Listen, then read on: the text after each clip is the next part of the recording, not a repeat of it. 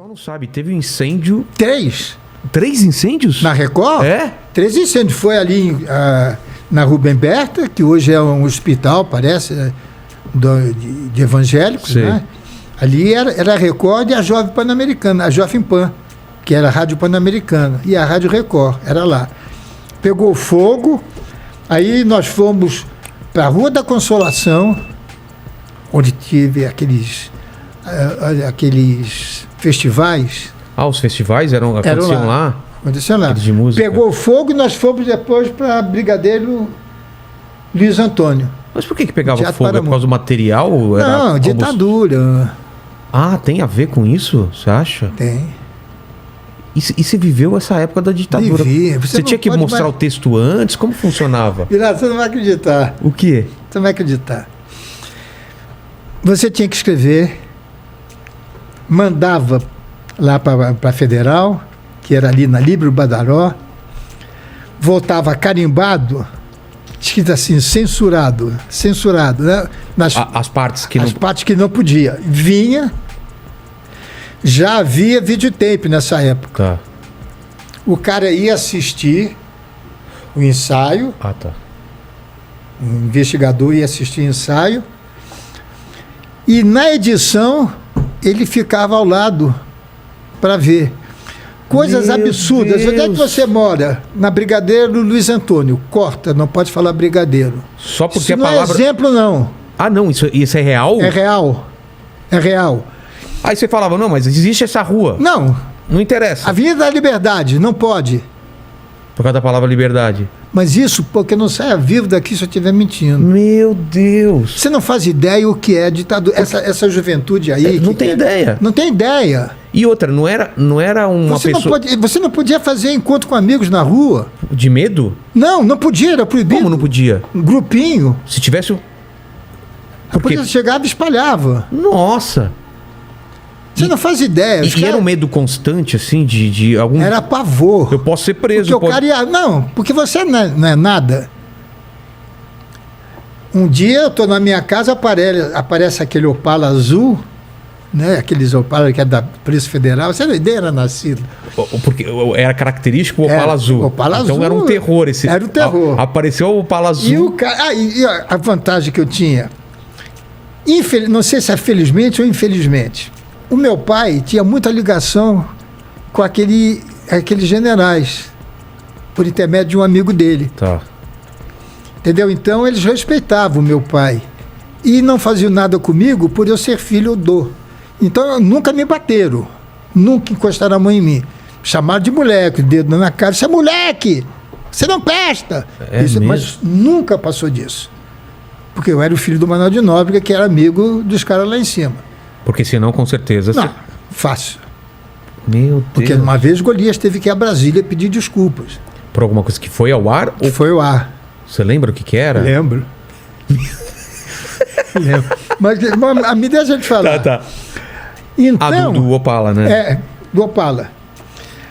A coisa era de tal forma absurda e terminou pra gente por causa do negócio da praça, que tinha um personagem que era um filósofo, você não sabia se ele era mendigo, se ele realmente era um filósofo, que era um bom sábio. Como vai, meu caro colega? Porque o meu amigo fulano... E esse fulano um dia aparecia. Na época, o Matarazzo era o homem mais rico que tinha no Brasil. E esse personagem, não, eu prestei dinheiro pro Matinho. O que é Matinho? Pô, Matarazzo, não conhece. Um dia o Matarazzo foi ao programa do meu pai, o Melino Matarazzo. Para falar que as histórias então eram de verdade. Teve outro poeta famoso, me esqueci o nome dele. Ele falava que era amigo? Que amigo. E esse personagem tinha que falar Auriverde, pendão da minha terra, da brisa do Brasil que beija e balança. Ele disse que tinha escrito, era no texto dele. Tá. Veio censurado. Aí meu pai falou... Peraí, por que não pode falar? Não, balançar e beijar é sacanagem. Aí meu pai falou, mas meu querido, isso quem escreveu foi o Castro Alves. Seu Nóbrega, fala para ele então, para ele cortar, por favor. você tá brincando. Era um pessoal que era... Não, porque eram ignorantes. É isso que eu ia falar. Eles não eram... Não tinha inteligência suficiente nem pra entender o que podia. Não Aí tinha na dúvida, corta. Mas não tinha, você não era nada. Meu Deus. Fala com o Castro Alves aí pra ele cortar. Essa tá? primeira vez que apareceu o Opala lá em casa, morava aqui no Morumbi. E ele disse, olha, o senhor tem que ir lá conversar lá com o delegado, sei lá o quê. Eu disse, olha, então peraí que eu vou botar uma roupinha e eu vou pegar a caderneta da Ordem dos Advogados. Ele falou, seu Carlos, não faça isso. Por quê? Porque senão o senhor vai ter que engolir. Como assim engolir? E ele me enfiar no rabo. O quê?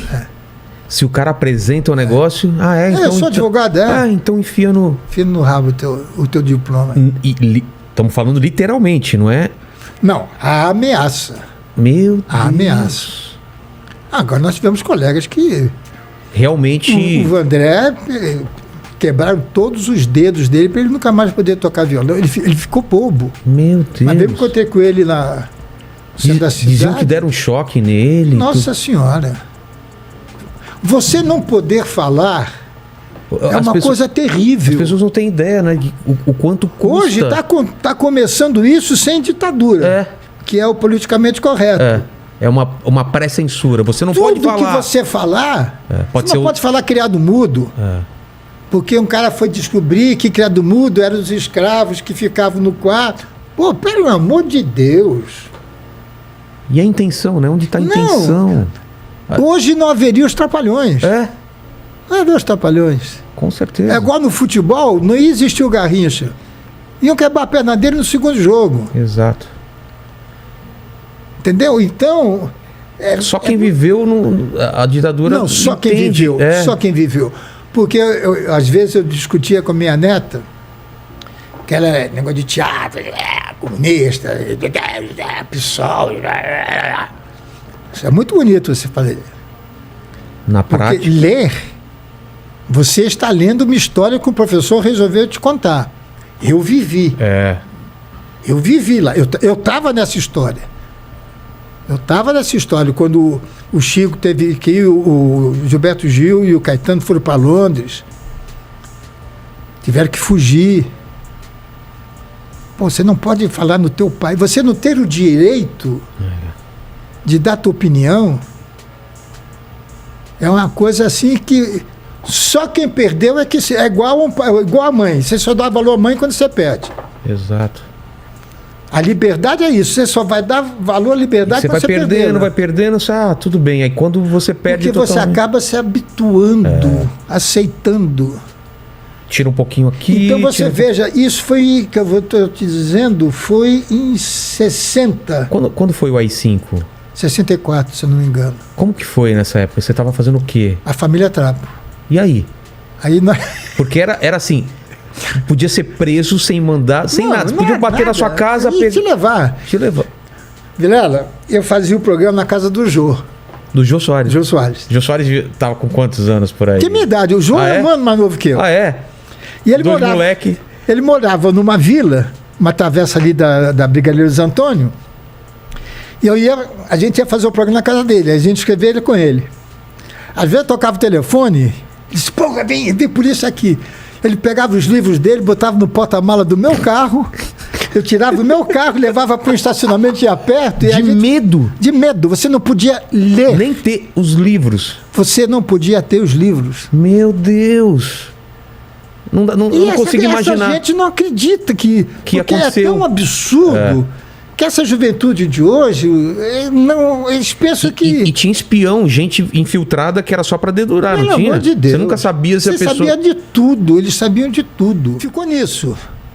O Golias teve que ir a Brasília, fazer um show no quartel lá, para o general liberar. A Elis Regina conta isso. Na história da vida dela tem, que ela teve a briga dela com o pessoal da Bossa Nova, foi essa, que ela teve que ir a Brasília fazer um show para os militares. E o pessoal não aceitou isso. Ninguém. Como se ela tivesse flexionado. É uma traição. Só que... Sabe aquele momento que você fica olhando pro seu canal no YouTube para ver se chegou algum inscrito, né? Você fica dando refresh para ver se chegou alguém e parece que seu canal não cresce? Eu sei que é ruim pra caramba, mas calma, galera. Você vai saber agora realmente como mudar isso de uma vez por todas. Pra quem não me conhece, eu sou o Peter Jordan, sou criador do Inet, um canal com mais de 10 milhões de inscritos. E eu também já criei diversos outros canais com milhões de inscritos. E é para isso que serve o meu treinamento Viver de YouTube. Você pode ter acesso ao passo a passo poderoso para criar, crescer e monetizar seu canal. E se você quer saber o passo a passo para bombar o seu canal no YouTube hoje, você não perde tempo, clica agora